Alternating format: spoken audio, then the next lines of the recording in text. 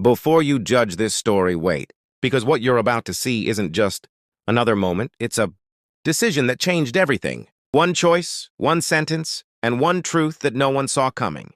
Stay till the end, because this story might completely change the way you see people forever.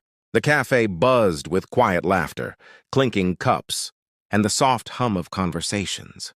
But at the corner table, tension sat like an uninvited guest. Ethan Cole adjusted his watch for the third time in 5 minutes. A single dad of a 6-year-old girl, he wasn't used to blind dates. Life had become a cycle of school runs, bedtime stories, and working long shifts. Dating? That had been left somewhere in the past. Relax, man, his friend Daniel had insisted earlier. She's nice, just give it a chance. But Daniel hadn't mentioned everything. When the cafe door opened, Ethan looked up and saw her. A woman stood hesitantly at the entrance, clutching her purse tightly as if it were her shield. She was overweight, noticeably, and her nervous eyes scanned the room until they found him. For a moment she froze, almost as if she expected him to look away, and around them, whispers started. Some people didn't even try to hide their judgment. A couple at a nearby table exchanged looks. Someone smirked. Ethan noticed it all. The woman walked slowly toward him, her steps uncertain. "Hi, I'm Claire," she said softly. Her voice carried something fragile, like she had already been rejected before the evening even began. Ethan stood up immediately, pulling out her chair. "Hi, Claire." "I'm Ethan. I'm glad you came." For a brief second, surprise flickered across her face, because she wasn't used to kindness. They sat down, and silence lingered like a heavy cloud. Claire kept her eyes on the table, twisting her fingers together. "I know. This is probably not what you expected," she said quietly, her voice trembling. Ethan leaned forward slightly. "What do you mean?" She gave a small, bitter smile. "You don't have to pretend. People usually don't stay." That sentence carried years of pain, rejection, mockery, being the joke set up. Ethan noticed how she avoided eye contact, how she seemed to shrink into herself, like she was trying to take up less space in a world that had always made her feel too big. And in that moment, something inside him shifted. Because he wasn't seeing what others saw. He was seeing someone who had been hurt, over and over again. The waiter came, breaking the silence. They ordered coffee, but Claire barely touched hers. "So," she started awkwardly, "your friend didn't tell you about me, did he?" Ethan shook his head. "No, he just said you were worth meeting." She let out a soft laugh, but it wasn't joyful. "Yeah, that sounds like Daniel." Another pause. Then she whispered something that made the air heavier. "You can leave if you want. I won't be offended." Ethan frowned slightly. "Why would I leave?" Claire looked up for the first time, her eyes filled with disbelief.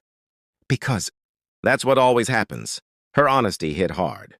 Ethan leaned back in his chair, thinking carefully before speaking. He could feel the eyes of others, still watching, still judging, but he didn't care. "Can I ask you something?" he said gently. She nodded. "When was the last time someone stayed?" Claire didn't answer. She didn't need to.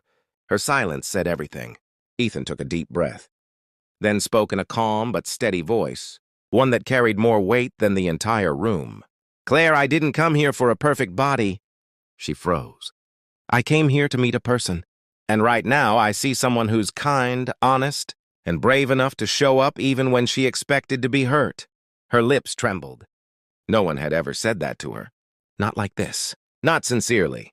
"But," she started, her voice cracking, "you don't even know me." Ethan smiled softly. "Then let me." The simplicity of those words shattered something inside her. Tears filled her eyes, but she tried to blink them away. Around them, the whispers stopped. People were listening now, not with judgment, but with curiosity, even shame.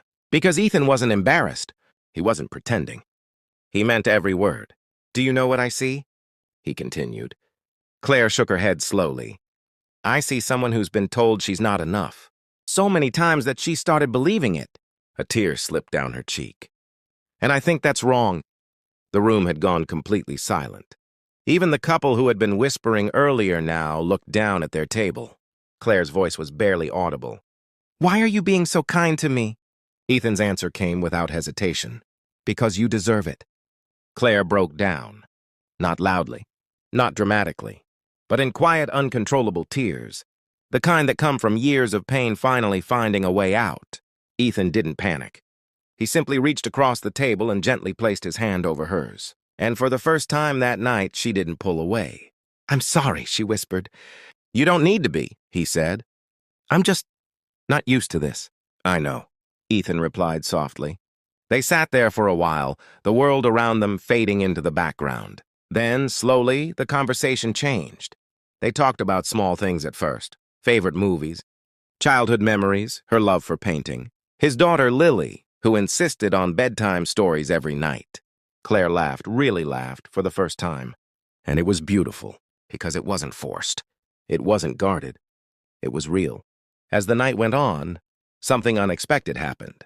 People around them started to feel something too. Guilt. Reflection. A quiet realization of how easily they had judged her, and how wrong they had been. When the date finally ended, Claire stood up. Hesitant again, but different this time.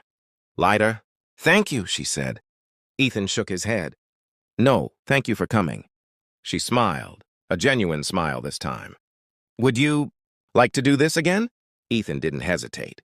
"I'd like that." As they walked out of the cafe together, something had changed, not just for them, but for everyone who had witnessed that moment. Because sometimes, it's not grand gestures that change lives. It's simple words, kindness, and the courage to see someone for who they truly are.